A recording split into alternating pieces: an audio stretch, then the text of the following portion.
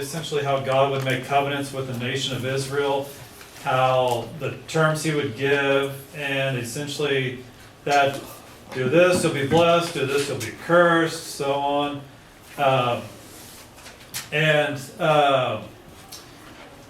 Essentially he's doing this again here. Essentially, anytime that the nations of Israel, we see this quite often, or even the pagan nations come into play in this, that anytime that they were violating God's law, God would usually convene his council, like we saw in 1 Kings there with Ahab, that they basically would come together. They would make decisions on what they would do to the nation, what they would, how they would go about punishing them, and so forth. We kind of looked at how God's throne room. John is really repurposing a lot. I mean, people often think Revelation is like, oh, it's this whole big new thing. It's really not. John is really actually just repurposing a lot of Old Testament stuff from Daniel and Ezekiel and Isaiah. Even some stuff from Moses and David and other people as well, Solomon. And just kind of really applying a lot of the things of the Old Testament imagery into the future prophecy here of the world. Again, we kind of went through some of the, we read it, but then we went through a lot of the drawing of God's throne room, the imagery of thunder, lightning, trumpet sounds, these type of images that take us back to Mount Sinai where God was dwelling. Of course, that's in the ancient world, God's dwelt on mountains. This was the type of idea we have here. John's taken in the Spirit. Again, we're going to have a whole class about the millennial kingdom rapture, the different views and how they align with all this. I plan on I thought about doing it kind of right this time, if you're in a pre-trib type of mentality, but with the other ones, they kind of tend to lean more into doing it around the millennial kingdom chapter, so I was going to kind of wait till then, so we kind of have read all that and looked at those things as well. So that really will be kind of one of our last actual classes, is dealing with that. But then we see again this all this imagery around the throne room. Of course, we have the throne itself. We have the rainbow. That's a sign of the promise of a remnant that will be spared from the destruction. We have the creatures around them. Again, creatures have always been sort of symbolic of things of cherubim or seraphim. Around God's throne room, we have the elders, the 24 elders. Again, there's a lot of sort of ideas between that number and what those are. Again, don't limit God to just one thing. That's not to say that they couldn't be representational of the 12 tribes of Israel and the 12 apostles, the Jews, the Gentiles, all are part of the kingdom, that there's some sort of angelic representation, or that they are again, just more of a symbolic thing of showing like 24, just for that analogy that there's actually more, because we're going to get into that there's actually a greater multitude of things actually in heaven than just what we've already seen here in 4. Again, we had the things of the stones, the precious gems. Again, those are seen in the breastplate of the what the priests would wear when they went into the temple. But that's kind of a bit a little short-sighted here, because really John explains this much later on when we get into the makeup of the new Jerusalem, the new Eden, them containing these stones as well. Essentially, it's the idea of this is where God will rule from. This is God's presence here. Oh, that's what so we already talked about the rainbow, the ark. What else? Because I know there was a couple more little things here. So we went over all that. Oh yeah, then we looked at the astrological significance of these things here. Again, the Jews are using this Babylonian zodiac system for timekeeping. Again, this is astronomy, not astrology. They are not saying that the stars determine your fate. They fully believe God determines your fate. That's what's actually happening here. But they also recognize it as a great timekeeping device that we still implement today. We still use this very much in our own system today of doing this. And it's going to come into play too with future lessons here as well. So keep that in mind too, the ideas of stars and these types of things too, of marking times as well. We have, of course, the eyes and stuff. God is all seeing, but he's also using angels, sending them out. The eyes we talked about with Job and other things. Have we've gone out and looked around and doing this. And we're going to see this again too when the seals are broken and things being unleashed on the earth. The angels carrying out jobs just like they did on Sodom and Gomorrah. Marking of time, Ancient of Days, yeah, so we got through all that, 24 elders, yeah, talked about that again. Talked about the last thing that we really didn't get to, and I didn't get to mention, is the, we have the morning star phrase, and that's going to come up again as well. I'm going to be mentioning that several times when we go throughout the tribulation there of things as well. The zodiac system that we see in their synagogues there that they've uncovered and stuff like that, of these type of imageries. But then the last thing that I didn't really get to get so much into is the situated God's throne room. Essentially, we look at it and there's a floor made of like a crystal sea. Well, what does that come from? Well, if we go back and we look at the Old Testament, God's throne room is always mentioned as being situated above the firmament. The firmament was essentially sort of like an atmospheric ocean that surrounded the land pre-flood. So before the flood of Noah, it didn't rain. There was just a mist that covered the earth, it's really actually an interesting dog. I could do a whole entire thing just over that alone. And this is kind of, a lot of people, scientists, have gone back and actually been able to do experiments with this to show something like a normal fruit fly that normally lives within 24 to 48 hours, being able to live over 2 weeks in a condition like this, and also being about 10 times its size. Well, what does that kind of prove? That people could actually be bigger, live longer, and so could animals. Where do you think dinosaurs could have been the possibility of?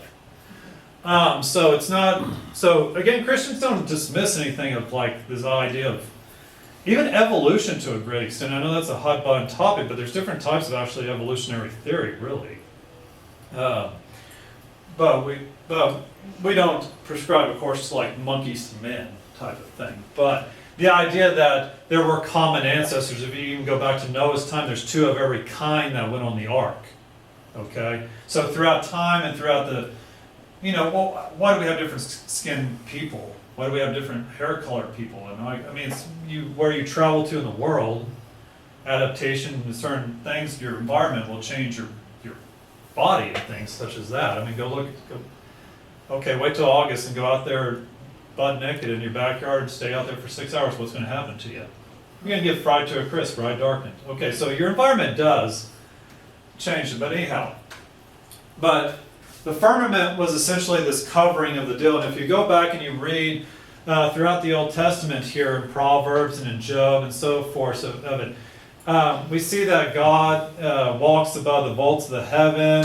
He walks above the firmament. The Lord sits enthroned over the flood, the firmament, this type of thing. He builds his chambers in the heavens and his floods the vaults of the earth. So essentially, if you're above this, obviously then the floor is the firmament, you understand? So that's the kind of imagery that John's building off of here, of this description of heaven being above the firmament. It's in the heavens, okay? It's above the earth. And so that's really what that crystal sea imagery comes from. I mean, a lot of people try to take this as like, oh, when we get to heaven, there's actually a big body of water. Well, maybe not. But I mean, really the idea is more or less that God is above us. God's above the earth. He's in the firmament. He's in a different area than what we are. So again, kind of wrapped it up here with that. So that's really the crystal sea imagery. And again, that's going to come back into play too when we get later on into the new heavens, the new earth, the new Jerusalem, with water and stuff like that. Again, we kind of mentioned again about the whole idea of the Hellenistic period with the Greeks and how they came up with essentially the sundial system, the elders being around the throne room, surrounding it. That's a 360 type imagery here, that they are essentially marking time here. So it's not just that God is basically saying, okay, here's both the Jews and Gentiles representation of the 12 tribes and the 12 disciples, but it's also of a marking of time, because as we're going to see here in today's deal, that a system's about to come into play here of things being unleashed. So essentially that's kind of essentially a wrap up of last week's. So and I've already sent these notes out. If you don't have them, let me know. I can email them to you. So for today's Revelation 5 is actually a pretty quick read. It's there's not really, there's a lot of it we've already kind of gone through, but there's certain key elements here I want to point out. So starting here in 5,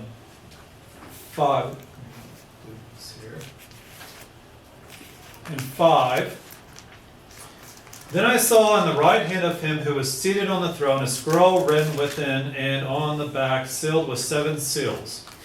And I saw a mighty angel proclaiming with a loud voice, "Who is worthy to open the scroll and break its seals?" And no one in heaven or on earth or under the earth was able to open the scroll or to look into it. And I began to weep loudly, because no one was found worthy to open the scroll or to look into it. One of the elders said to me, "Weep no more. Behold, the Lion of the tribe of Judah, the root of David, has conquered, so that he can open the scroll and its 7 seals." And between the throne and the 4 living creatures, and among the elders, I saw a lamb standing as though it had been slain, with 7 horns and with 7 eyes, which are the 7 spirits of God, sent out into all the earth. And he went and took the scroll from the right hand of him who was seated on the throne. And when he had taken the scroll, the 4 living creatures and the 24 elders fell down before the Lamb, each holding a harp and the golden bowls of incense, which are the prayers of the saints.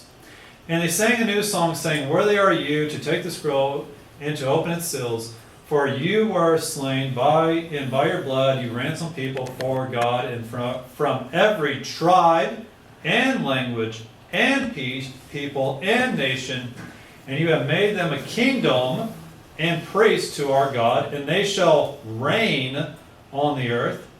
Then I looked, and I heard around the throne and the living creatures and the elders and the voice of many angels, numbering myriads of myriads and thousands of thousands, saying with a loud voice, "Worthy is the Lamb who was slain to receive power and wealth and wisdom and might and honor and glory and blessing." And I heard every creature in heaven and on earth and under the earth and in the sea and all that is in them, saying, "To him who sits on the throne and to the Lamb be blessing and honor and glory and might forever and ever."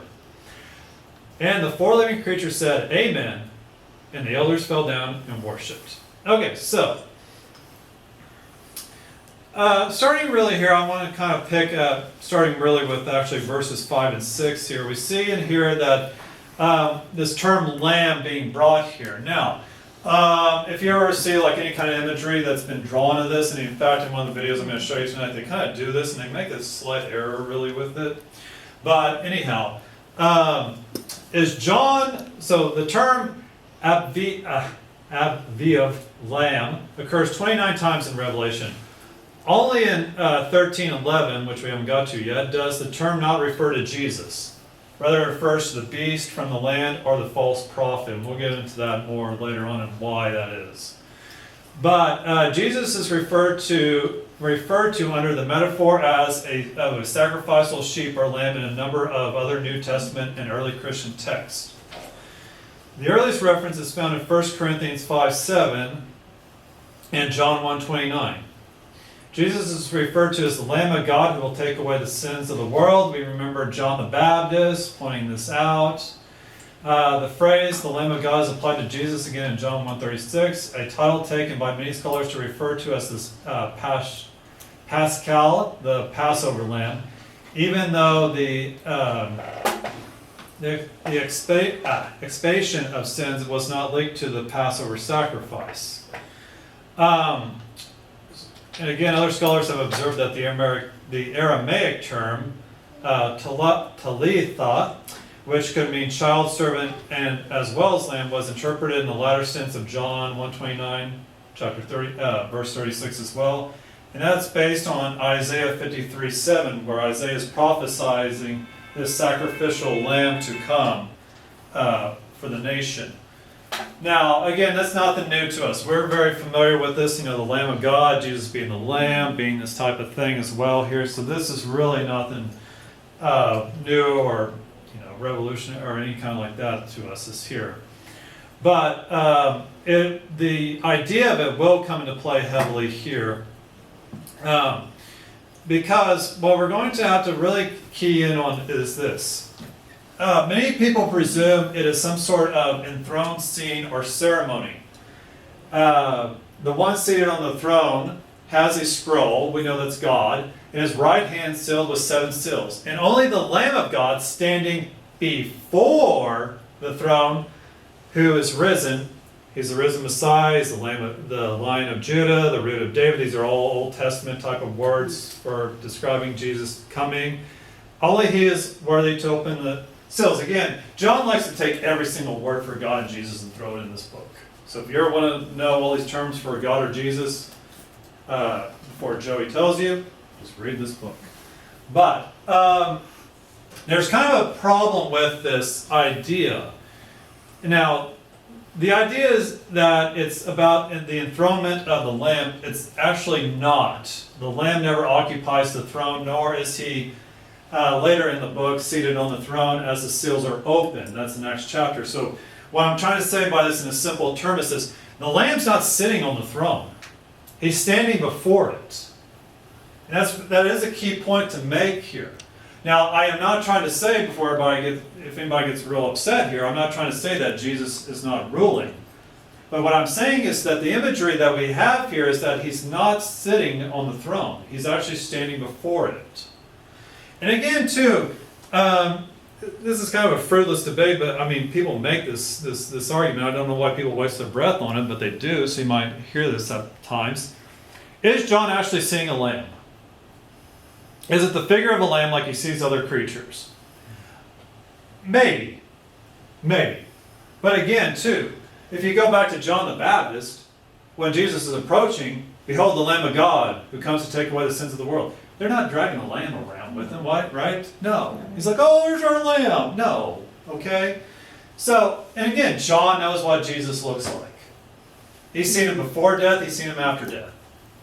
He's seen his nail-pierced hands, he's seen the wound in his side, he's seen these things. So obviously he knows, oh, that's Jesus. That's Jesus. Right, that's Jesus. Hi, Jesus. Either method is fine. I'm not going to waste any more breath on it. I don't know why. I think some of these scholars just have nothing better to do than waste their breath with this stuff. But either one is just fine.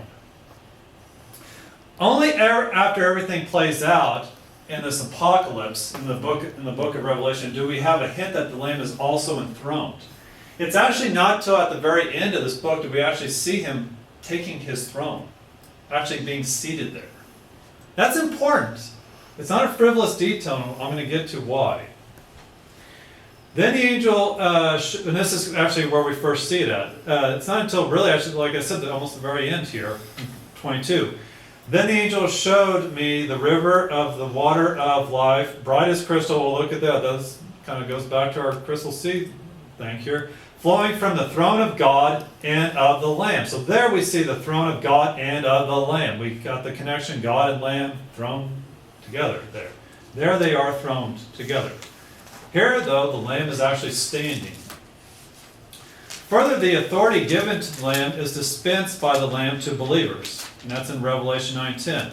And they sang a new song, saying, worthy are you to take the scroll and to open its seals, for you were slain, and by your blood you ransomed people for God from every tribe and language and people and nation, and you have made them a kingdom and priests to our God, and they shall reign on earth. So Christ has made us rulers again. He has made us rulers again. This is nothing new. We've gone through the 7 churches, and it's been mentioned there again and again, over and over. But he's not seated yet. This is important. Revelation 5 is often interpreted as depicting the enthronement of the Lamb, based on the assumption that the text reflects the pattern of ancient enthronement rituals. Others have argued that Revelation 5 is modeled after the tradition of a commission in the heavenly court. So we have now an enthronement argument, and then we have a commission argument. I'll explain what they are here in a moment. Sometimes combining the two patterns, it is more appropriate to understand actually Revelation 5 as depicting an investiture of the Lamb, based not on ancient enthronement customs and procedures, but rather on the literal adaptation of Daniel 7 and Ezekiel 1 and 2. And we'll get to what those are here. So we have now three arguments here that scholars bring up. One is that it's an enthronement, one is that it's a commission, and one that it's an investiture. And I'll define what those are here. What's the difference? When you hear the word commission, people think of Isaiah 6, or the scholars do. There Isaiah is in a divine council room, the throne room, and he says, "Here I am, send me," and they commission him. They give him a task to do. You are commissioned to go out and to do this. Remember, Jesus gave us our own commission, right? The Great Commission, go out into all the world, preaching the gospel, baptizing, doing this stuff. That's a commission. It's a job you are issued to go do. But it's kind of a bit short-sighted, and it's really not quite accurate. So, in basic terms here, enthronement speaks of the coronation of a new ruler. Okay? This is where you go through the procedure of giving authority, giving the symbolic authority over to a new ruler. Okay, the old king is dead or whatever's happened to him, the new king. Long live the king. A commission is a term associated with an appointment to a task. So we can be commissioned all we want to, but never be rulers. We can never be kingship. So there is a difference here too, even though there are times where you can have both overlapping. And then you can have an investiture, which describes the establishment of someone in an office that the person already holds informally. This is basically, okay, so to give you guys a modern day analogy, let's say we get a new president. Lord willing soon. And they pick a cabinet, right? And you heard Trump yelling about this. He can appoint people to it, right? But until it's confirmed, that person's just sort of a filler, right? They haven't been invested yet. They haven't not been given really that title. They haven't really been given that full authorship, you might say, of it. Even though they are sort of technically the person in charge, because they've been essentially commissioned too by whoever the person in charge to do so. Now, if you draw a Venn diagram of these things, okay, you know with the circles where you overlap, you remember that math class or whatever, okay, they're going to be so very close. I mean, so very much overlapping that there's just these thin little outliers that separate them. But it is important, and I'm going to tell you why. These terms are synonyms. I mean, they're basically overlapping, like I just said here, very distant. For those who opt for enthronement still, even though the Lamb never occupies the throne, you're still going to have people that are in this category. Those who point out for enthronement, they point out these things here. They go back earlier to Revelation 3:21, where the exalted Jesus, who obviously we know is the Lamb, speaks of having already conquered and taking his seat with God and ruling on the throne. So they use that term there, saying, well, look, he's already taken his throne. Okay, then why isn't he sitting on the throne? Well, the threefold process of an Israelite coronation. So let's talk about this coronation process that they're speaking of here as their argument. Let's use the Israelites here for our example here. Okay, how do they present Jesus as a king? Well, there's really three folds, and if you go back to, and this is going to be important for a future discussion too, with things as well. There are three factors of how an Israelite man became king. First, there was the designation of the candidate for kingmanship, usually like anointing, okay? Right? We pick out a man. Here's Saul. Prophet goes and anoints him. Here's David, even though Saul is technically calling himself king, he's had that removed by God, right? So he goes to David, anoints David. Second, the designated candidate has to prove himself kingly by doing some heroic act. David killed Goliath. But guess what? David actually did that after being anointed. We have the anointing of David, David being anointed. And then in the next chapter, that's where we see David and Goliath. And again, you go through it, really a lot of this. This is sort of the type of thing that you expect from your kings, okay? And believe it or not, the royalty of Britain still does this sort of act too as well. I mean, this is part of their whole, ritual that they go through, the anointing of it and stuff. Third, the successful candidate is exalted to the throne, okay? So they have to go out, and remember they have to go, what was it, they put them on a donkey, march them through, do these types of things, right? This, okay? This type of ceremony, okay? It's this whole entire deal of this. All three of these steps play out in the life of Jesus in the Gospels. And throne seems to make sense. However, the incongruities mentioned above mar this picture a bit. So I'm not saying that he hasn't been enthroned, but I'm saying that that's not really fully the whole idea here either. If Jesus is already enthroned, what does that mean? Because the Lamb is not on the throne. There's no clear reference to him being on the throne until Revelation 22. So what about these Gospels? What about this stuff? What are we talking about here? Well, if we go back to that argument with Revelation 3, I've conquered, I'm sitting on the throne of my Father, and to him that overcomes, I will let him also sit on the seat. How do we put this together so that it makes sense? Because it seems inconsistent here, okay? Why isn't he sitting? Why is the Lamb not sitting there with God? Why is he still standing? Well, if you actually look at it like this, and you go back to looking at other divine council scenes, again, we kind of talked about, I mentioned this one with King Ahab, and we talked about Isaiah 6 already a bit. There's also a lot of times a commissioning that still goes on, of things still left to be done. Okay? We see this here, just because God's sitting on a throne doesn't mean he's not at work. Okay? There's still things going on here.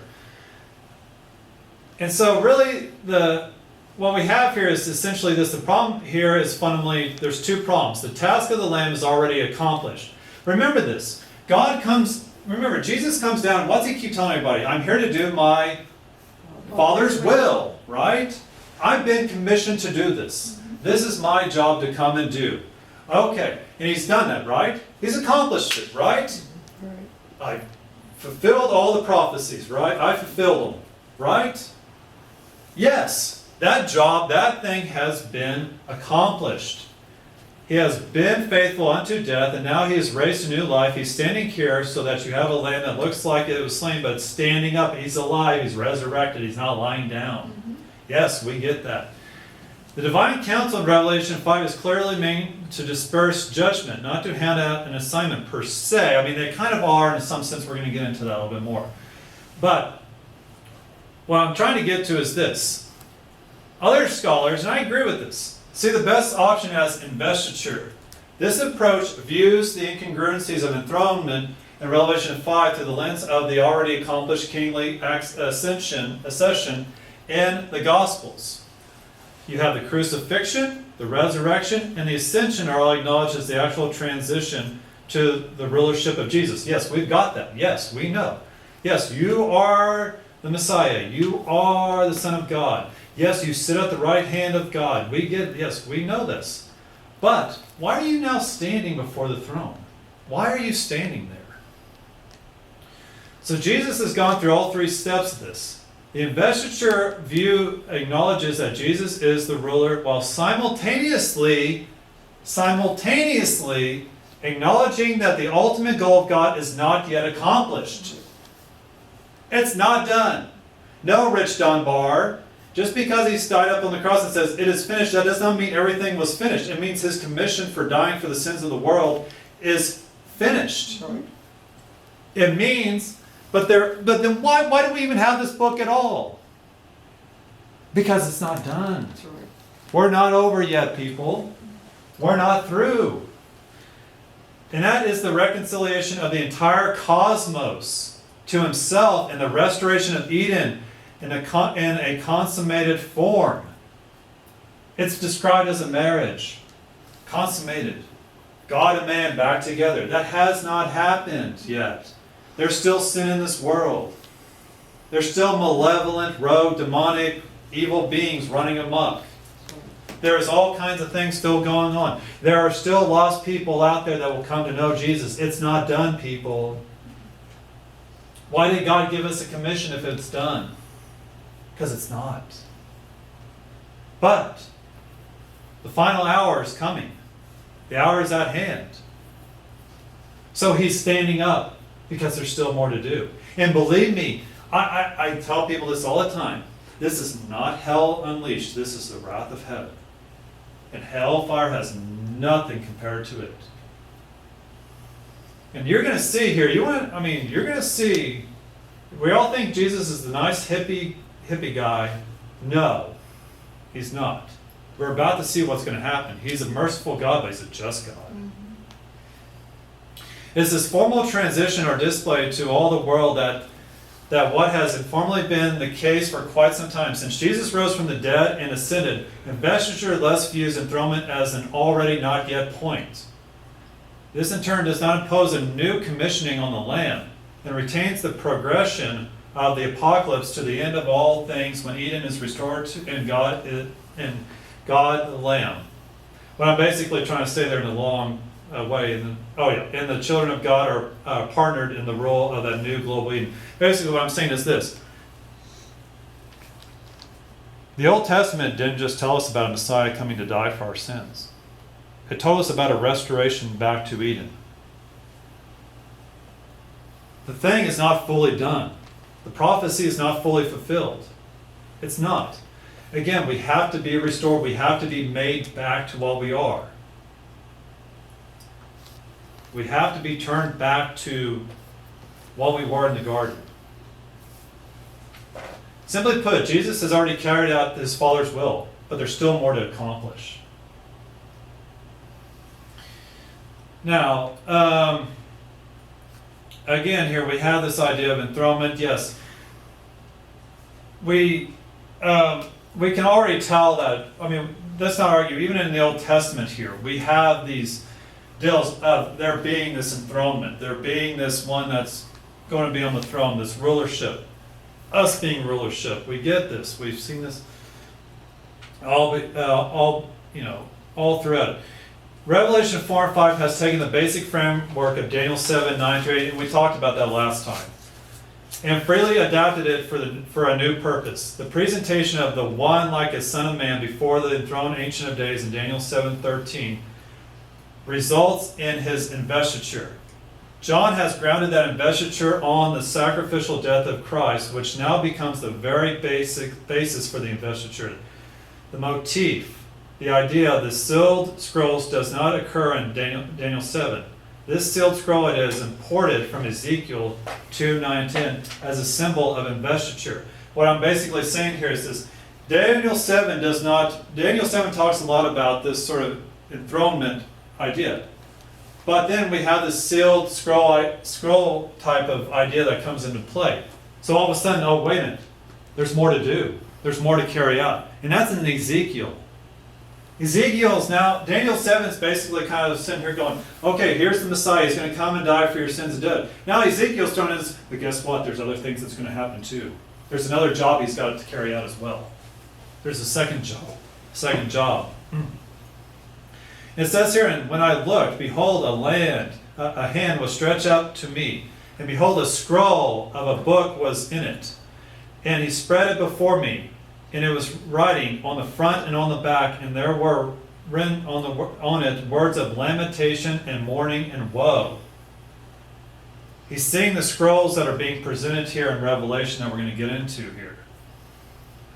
And on it says words of lamentations and a mourning and woe. But does he actually give us the exact words, what it's saying here? Does it have it? No, it's just words of, okay? We don't actually know verbatim, word for word, what's being said here. We just know that they're words of lamentations and mourning and woe. So the description of the scroll here is the same as that you see in Revelation 5.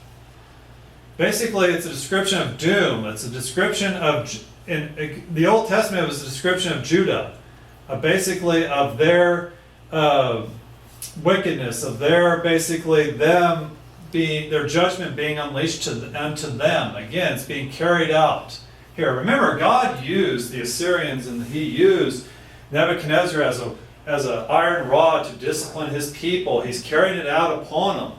But now John is repurposing it not for Judah, not for the wicked, not for the divided kingdom of Israel and Judah, but rather now for the entire world. It's now going to be carried out upon us. Both the Jew and the Gentile, the unbeliever. John is adapting that image of the scrolls, and he's also adapting the scene from Daniel 7, 9 through 14. And we have this, basically, he fuses these two ideas here together. The Son of Man, the Ancient of Days. I mentioned this briefly when we were in chapter 1 about these things, these imageries, these names for God here. But the Son of Man, again, he's not on the throne yet. He does inherit rulership. He's the legitimate rightful ruler.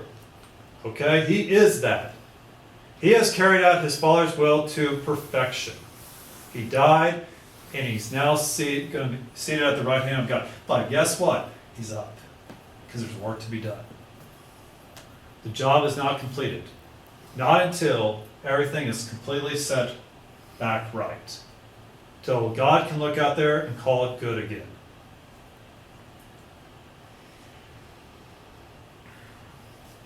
Now, in 9 and 10, this is a passage that makes this point when the 24 elders are singing to again. We talked about the elders quite a bit now already. You, the Lamb, have made all the ransomed people from every tribe and language and people and nation.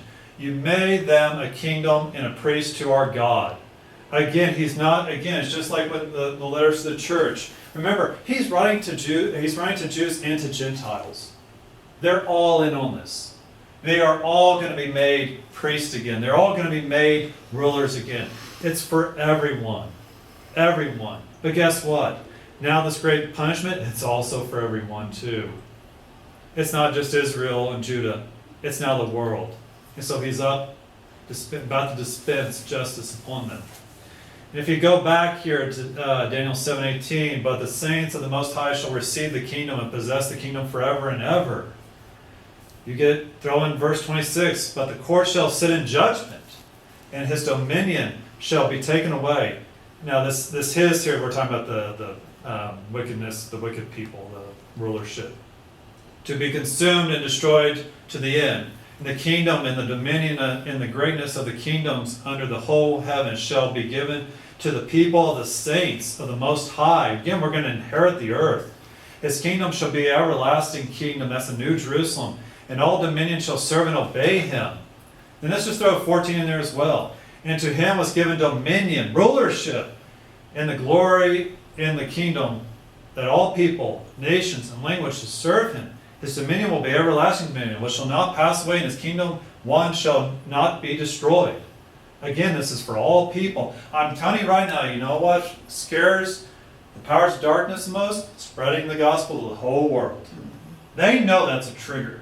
They know that's a trigger. Now, I'm not saying, okay, this is where a lot of people want to get into fights with me about. Can God choose any time he wants to start stuff? Yes, he does. But does he also give us a time of when he's going to do things? Yes. Okay, so let's not be ridiculous here. I'm not trying to put God in a corner or trying to say, well, God's got to do what I tell him. No.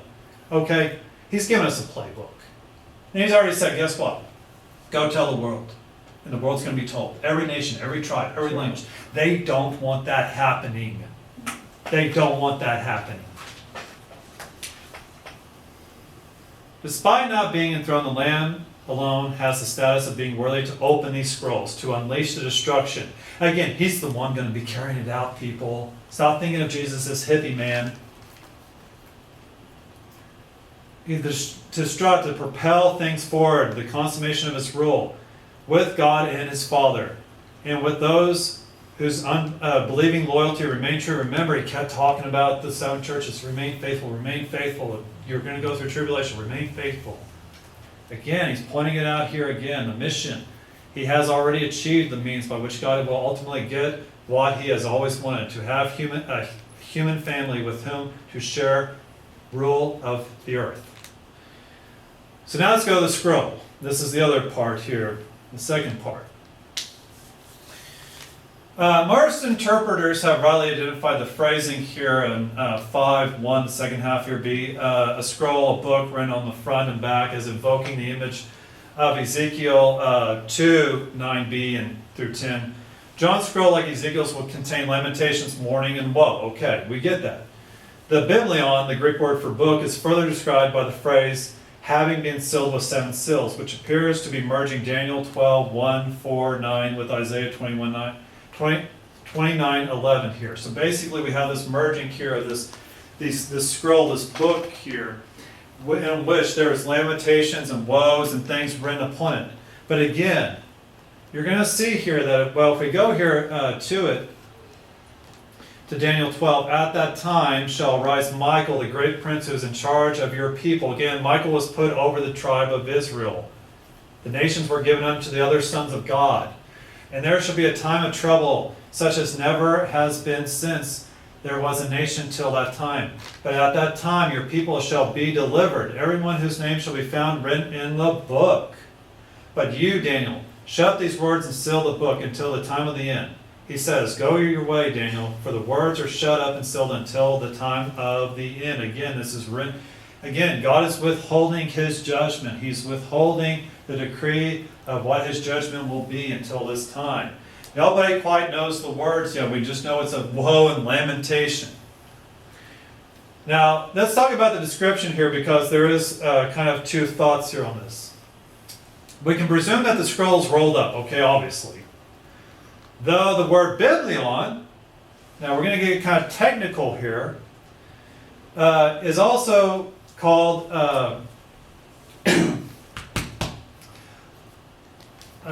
this is what happens when you read all day to kids, and now I got to do this. Epistograph,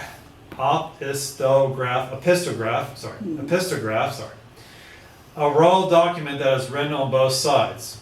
But also a codex is possible. What's that, Tyler? Okay. Here is your scroll from ancient times. Here is a codex. Now, by this time, in fact, when they've done archaeological digs in Egypt and have uncovered a lot of the, was it cacophony, or what was that word? I would just went blank here.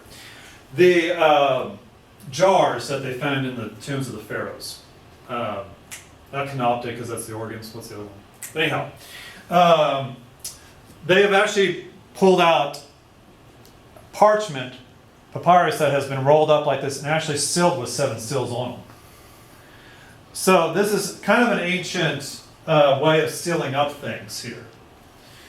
But by this time when John's writing, the world has also developed a codex system. That's what we're more familiar with here, where they would actually take the papers, the papyrus, cut them into squares, rectangular shape there, and then bind them together at an end. So there is some debate on, wait a minute, is this like a scroll type of thing, or is it a book type of thing? Because you can also seal up books like this as well. Mm-hmm. Okay? You ever seen like the Never-Ending Story? Anyhow. But is it really that important to debate over? No, this is for people that are in universities and seminaries that have too much time on their hand to fight with each other and write books about it and whatever. But either one is just fine, okay? Is it a book? Is it a scroll? It really doesn't matter, because the idea is going to be the same here. Now, okay, that's what I was just, telling you. But I will tell you that probably I still kind of a bit hold to the scroll deal, because if you ever look at Greco-Roman iconography and other ones too, especially during John's period, they are often holding scrolls, the rulers are. Not codexes, and here's actually an image of one of the Caesars too of this, okay? So it's holding, they would always hold it in their right hand. And this would always be a symbol of authority and dispensing of decrees and judgments from them. So again, you remember John's writing to Hellenistic Jews, so they would or Gentiles, so they obviously would be very familiar with this type of imagery. So that's why I still kind of hold back, but I'm not opposed at all to a codex. Whatever. Okay, it's a frivolous argument, but again, there's still a pretty good argument to holding to this type of thing here. Now, if it's rolled up scroll, it would look cylinder shaped. Yes, we get that. We can surmise that written within and on the back describes the means that John can see the exterior script. Because I mean, if you think of your original in a thing and you roll it up, you can still make out part of the words, right? Yeah, you can still kind of see, but you can't read the whole thing, right? If it's sealed up, but you can kind of make out some bits of it. Okay, he can see maybe a few lines or portions of it. But really the idea is that God's holding it in his right hand. It depicts the motif that signifies power and authority that we see all throughout even the Old Testament as well. Okay, the right hand was always a symbol of authority. Okay, if you see it at the right hand of this, the right hand, it's always the sign of authority here. Now, and again, it's not going to change. Basically, God has already sealed this up. And he's not changing his mind. He's not going to rewrite things. He's not going to sit there and go, yeah, okay, you know what? I think seven balls is too many. How about we just eliminate it down to 5? No, he's not going to do that. It's already set, people. It's already set. And he's not going to go back. In fact, if you go back to the story of Esther, when, I always get my Persian kings mixed up. Darius? Esther? That's one of them. Well, I mean, but married Esther. Is it Darius or Cyrus? Anywho,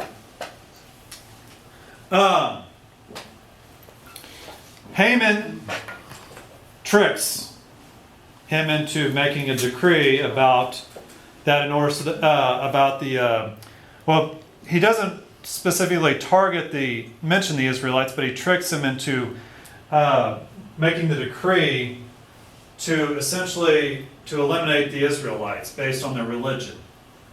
And again, we saw this also too with Daniel later on about the prayer thing as well. I mean, too, with being thrown in. But anyhow, once he has sealed that, he cannot go back on his word. It's sealed, it's a done deal. In fact, future generations cannot really undo what the previous emperor had decreed. Go back to the rebuilding of Jerusalem. The Jews kept screwing around instead of getting it done. And then we have, what was it, Artaxerxes? So again, I get my mix up. Or maybe it's Artaxerxes. And the people around Israel are like, hey, what are they doing? You know, it's like, what's this whole thing about? No, they need to stop work on this thing. They go back and they dig in the thing. Oh yes, no, he made a decree. Yep, you need to finish that work. Why haven't you guys finished this work yet? Finish this work. Yeah, they cannot go back on it. God's not changing his mind, people. It's happening whether you like it or not. But again, it doesn't give us any specifics. Again, we are not told exactly what all is written on it. We just know it's in general woes and lamentation. Is the content of the scroll initiated by the breaking of the first seal, allowing us to surmise that a series of seals has given us the content? Or is the content of the scroll only actually revealed when all the seals are broken? Then that's the point. So what I'm basically asking you here is this. When the last seal is broken, that's the point. Oh yeah, is actually open. So okay, I'm going to make this even simpler here than the way I phrased it. But essentially what I'm asking you is this. Because we're going to get into this. You go ask your good friend John Hagee, if you know who that is. He's got a whole nice little map thing, timeline and things pulled out. Not just him, other people too. But, you know, for a lot of highly educated people, and I say this about a lot of pastors and theologians, they sure aren't very logical. Because think about it, what has this scroll been done to it? What's God done to it? It's been what? Has 7 of them. Sealed. Okay. And then we have a breaking of seals. But it says they break this and this happens, right? What's the problem? How can you read the thing if it's still got other seals on it? 6 seals. Yeah. 6 other seals. You understand? Uh-huh. Yeah. There's too much of this idea that and this is kind of, I don't want to blame John. I mean, I know, if you kind of would read it in Greek and you kind of have somebody logically explain to you, like, yeah, duh. But this is the problem when you get a lot of people behind the pulpit who, I don't know, don't take logic classes in college, or they don't, I don't know. They just be parrots to what other people have told them in the past. But they try to initiate this idea that there's a breaking of a seal, and then this occurs. Then there's a breaking of the seal, then this occurs. But wait a minute, how is anybody reading out the decree of the stuff if it's still sealed out? You can't. You can see little portions of it, but how can you actually read out the judgment? How can you read out the decree?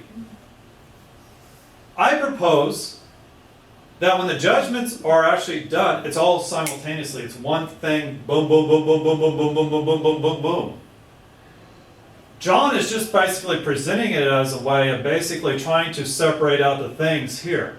It's not quite like the plagues of Egypt where Moses shows up to Pharaoh, no, blood. Comes back later, no, you know what I mean? Yeah. There is a parallel illustration to the plagues of Egypt and to these things that are going to occur here. We're going to see similarities. But again, I propose that it's actually one long continuous thing that just rolls out. That it's all kind of somewhat happening simultaneously. This happens, which causes this and this and this, and it's all kind of really like, you go back to the plagues of Egypt, it makes really logically sense, right? What was the first plague? Nile turned to blood, right? Yeah. Well, I'm a frog. I don't want to be in a bloody deal. I'm going to get out of that water. Yeah. And then this stuff's going to die. What's that going to cause? Flies. What's that going to, you see what I mean? There's a progression of these things too. So it's not exactly like, so, I mean, but I would propose that it's something kind of along those lines there. It's not until all the seals are broken does the actual thing, boom, let's go. Let's go with it. Here we go. I'm decreeing it and you guys are carrying it out.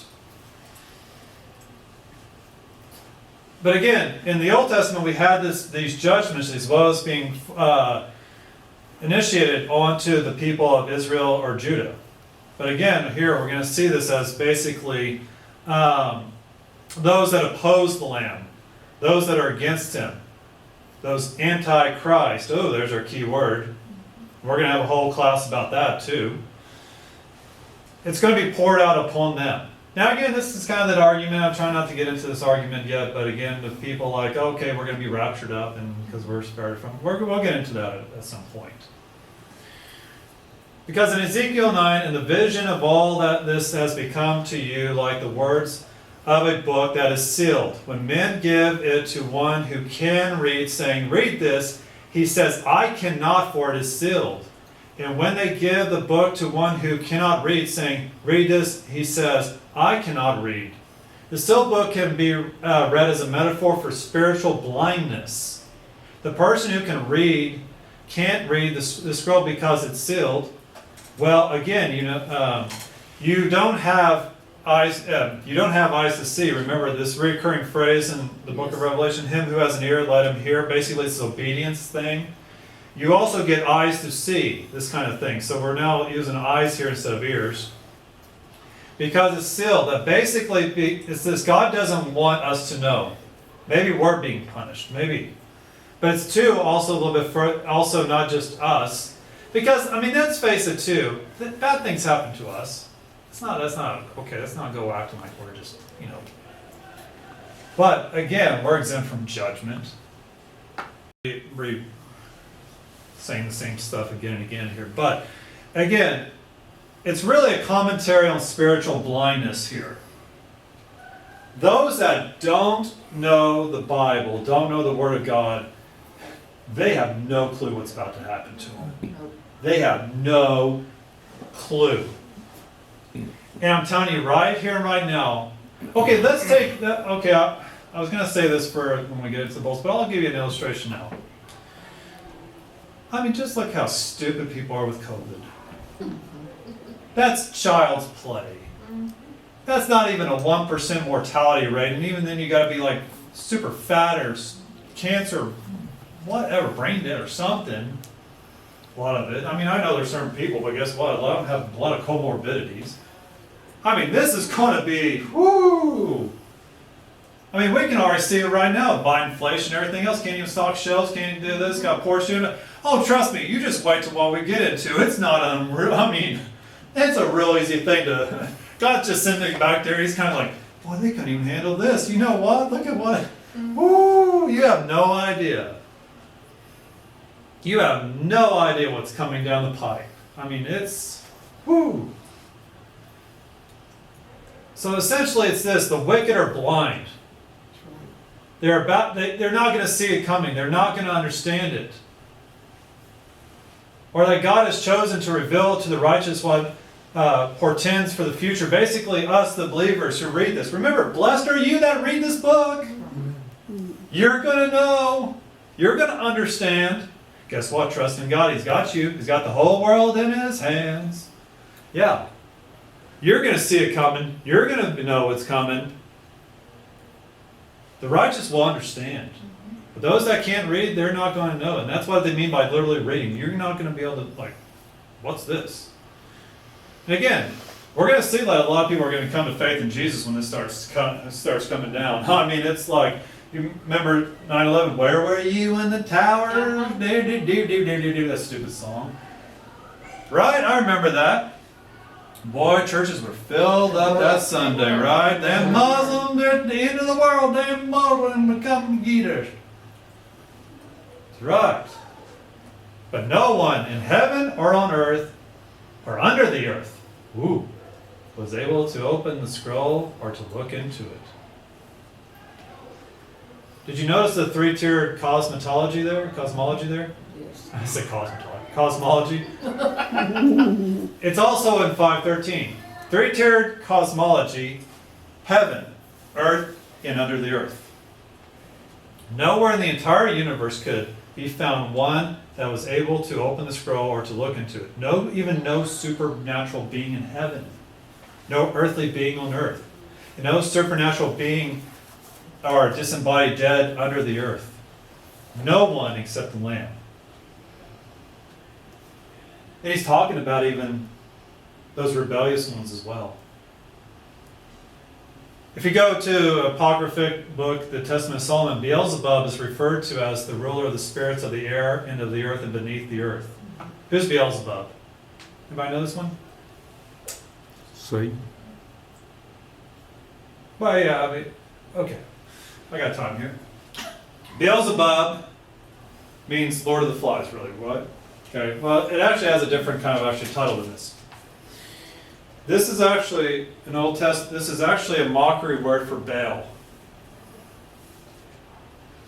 Baal was kind of the big figure that was really oppressing the Israelites. Causing a lot of this idol worshiping. With the priests of Baal and stuff like this. Well, eventually they took the word Baal and they changed it into Beelzebub. Literally what it means is this: you're a lord of the dung heap. They are insulting him. And later it becomes a term for Satan. You're lord of the dead, you're lord of the dung heap. You're basically, remember God's ruled mountains? They're basically saying, guess what? You roll a pile of excrement.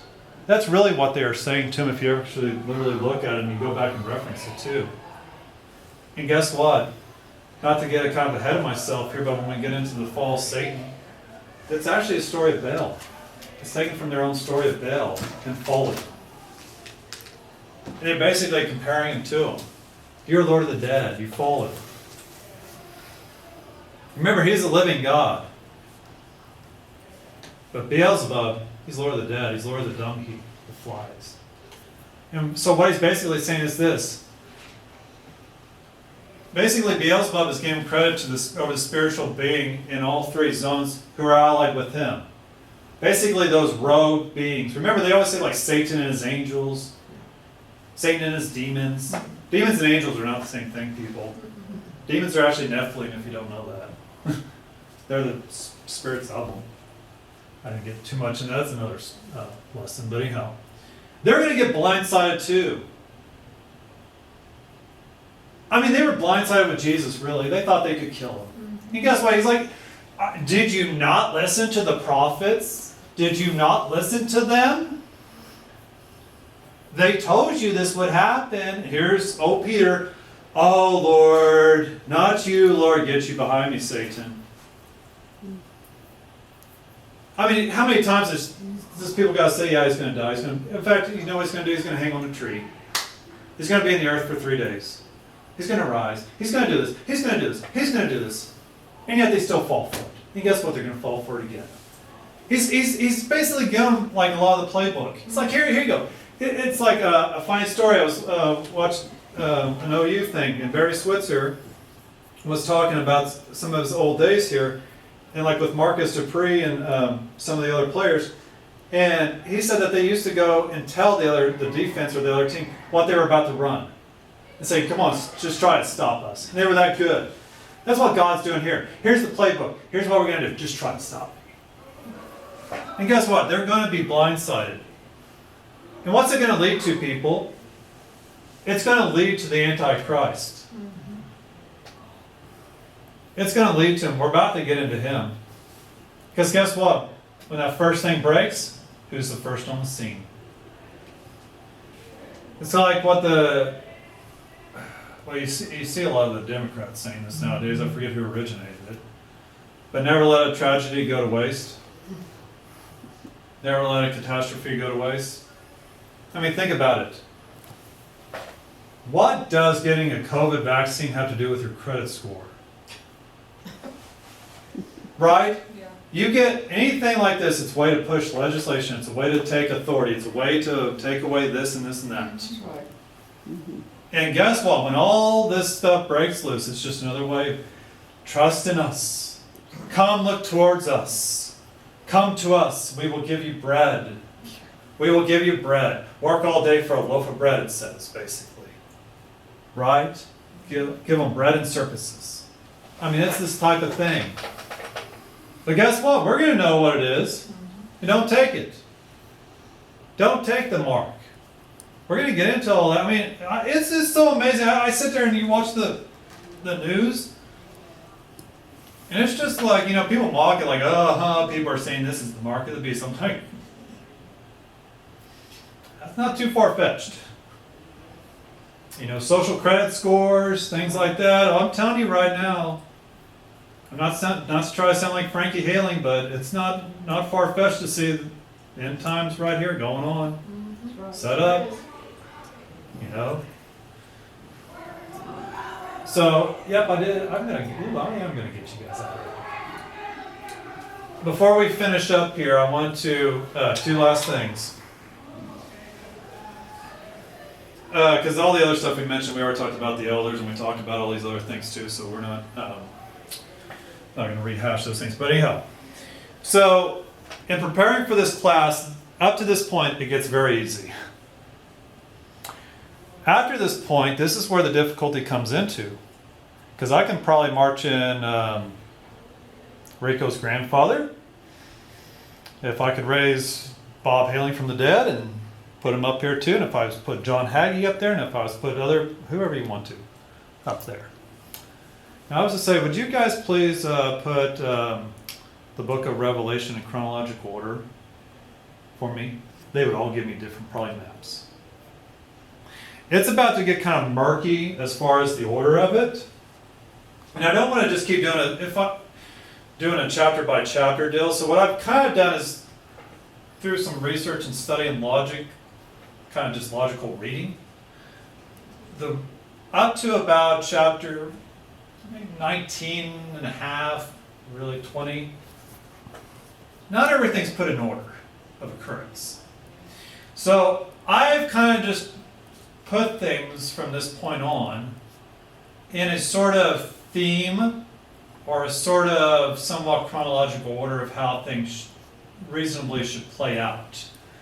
I mean, there's certain things that seem like they should obviously have occurred, and not just things mentioned in Revelation, but things in other that John will use from previous, like we've talked about with Isaiah and some of them.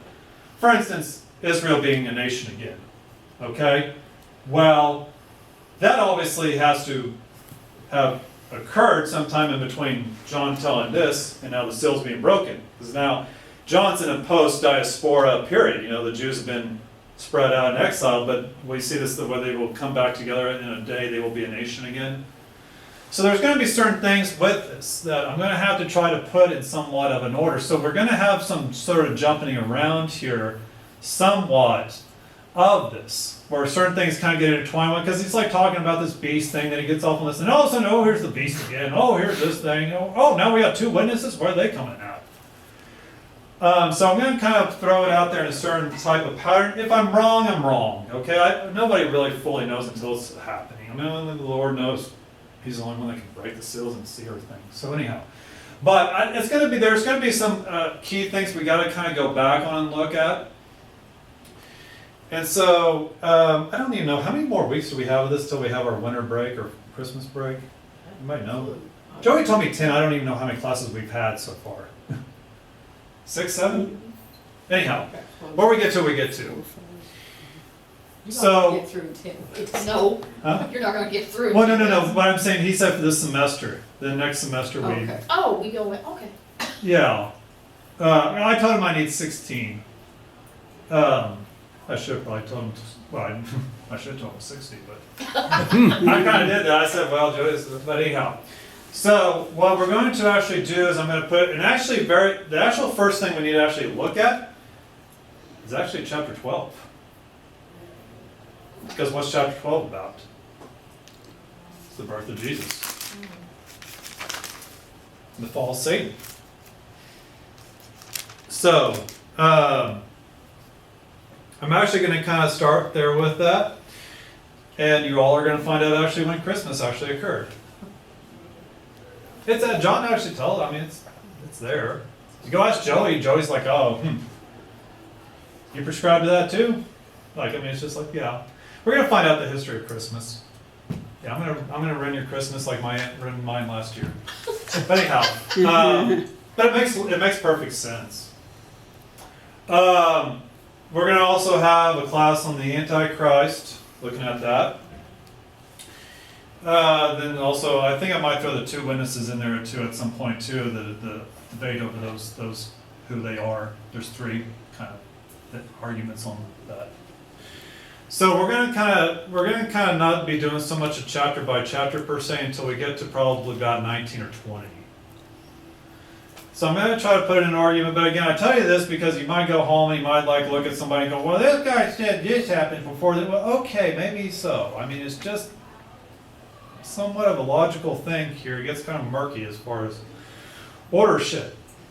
But to help us out with this, I've got one last thing here, and yay, it's our Bible project. And this is their video on apocalyptic literature, which will really help us out. Because again, we're going to have to look at things. Is this symbolic or is this literal? What is John doing here with this stuff? It's the end of the world. The moon turns to blood, mountains crumble, mutant locusts swarm. These are just some of the strange images we find in parts of the Bible called apocalyptic. And while most people think the biblical word apocalypse means the end of the world, it actually doesn't mean that at all. So let's talk about how to read apocalyptic literature in the Bible. So wait, the apocalypse doesn't mean the end of the world? No, apocalypse is a Greek word that means to uncover or reveal. An apocalypse is when you suddenly see the true nature of something that you couldn't see before. Because I don't always see things the way they really are. Right. We all develop familiar ways of seeing the world that can limit or blur our vision. So an apocalypse is like a revelation. Right. Now, in the Bible, an apocalypse is when God pulls back the curtain to show someone what's really going on in the world from a divine perspective. For example, Take Isaiah the prophet. He's suddenly transported in a vision into God's throne room. oh right, he's in God's temple, described as a bridge between heaven and earth. And there, God gives him a divine perspective on Israel's past, present, and their future. So that Isaiah can bring challenge and comfort to God's people in his own day. Or think about the Apostle Paul, who was trying to stop the movement of Jesus, but then he gets stopped in his tracks by a vision of the risen Jesus himself. Yeah, he realizes that he's fighting against the very thing that he's been hoping for, and it changes the course of his life. So these apocalypses give people a heavenly perspective on their earthly situation. and they can give hope, or they can challenge you. Or make you change everything. Now, those are biblical stories about people having an apocalypse. There are also whole sections of biblical books where a prophet describes extended apocalyptic dreams and visions. People call this apocalyptic literature. And reading these dreams and visions is difficult. I mean, they're filled with strange images. Like, let's take Daniel. He sees ferocious beasts coming up out of a dark sea, trampling people on the land. And then a character called the Son of Man is exalted to rule the world. What is going on? Yeah, apocalyptic literature is written in a poetic, imaginative style, and it's packed with symbolism. How can I know what these symbols mean? Well, first, by studying the rest of your Bible. Apocalyptic imagery is based on biblical design patterns that begin in the book of Genesis and then develop throughout the Bible. Like the chaotic sea in the first sentences of the Bible that God tames but doesn't eliminate as he orders creation. And so the sea becomes an image of danger, death, and cosmic chaos. And the dry land, which comes out of the sea, is the safe, ordered place where humans are supposed to rule as God's image. Yes, and also on the land are beasts that humans are supposed to oversee. But keep reading, and the humans are deceived by a beast. And start acting like violent beasts. Exactly. Now, sometimes a prophet will tell you what a symbol means. Like in Daniel, we're told those beasts symbolize violent human kingdoms. But more often, the authors just assume you know how to trace an image through the biblical story to understand its meaning. Now let's look at the last book of the Bible, the Revelation. Because it's one really long vision. The whole thing is an apocalypse. Yeah, and it works the same way. It begins with John the visionary, transported to God's throne room, where he sees the risen Jesus as the exalted king of the world. But Jesus is depicted as a bloody lamb. Right. It's a design pattern, showing how Jesus is the sacrificial lamb from Israel's Passover and from the Day of Atonement. He gave his life for the sins of the world. And then John sees the ultimate beastly dragon, that spiritual power that energizes violent earthly empires. It's cast out by Jesus, the world's true king. Yeah. Now that reminds me. When I read the Revelation, I'm struck by all this cosmic destruction and violence. I mean, it happens over and over and over. Yeah, in the Revelation, there are 3 7-part cycles of God's judgment. And it's another design pattern that connects together the stories of the flood, the 10 plagues on Egypt, and the exile to Babylon, and even more. These are moments when humans unleash so much violence and death into the world that God hands them over to self-destruction. It's like a reversal of creation in Genesis chapter 1, as God allows the world and humans to sink back into darkness and disorder. That's sobering. It is. But remember, in Genesis 1, God overcame darkness and chaos with his light and life. And so too in the Revelation. The death of Jesus and the death of the world as we know it is the pathway into the renewed creation that began with the resurrection of Jesus. And so while the Revelation feels like the end of the world, It's actually about the beginning of the renewed world, where heaven and earth are reunited and God's human images rule all creation in the love and power of God. okay? This is a lot to take in. It is. And there's a lot in these books that is still hard to understand, but the purpose of Apocalyptic is really clear. To give us a heavenly perspective on our earthly circumstances so that every generation of God's people can be challenged, comforted, and given hope for the future.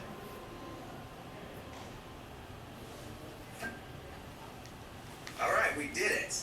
Oh. All right, so next week, if you're not worried about ruining Christmas, come on.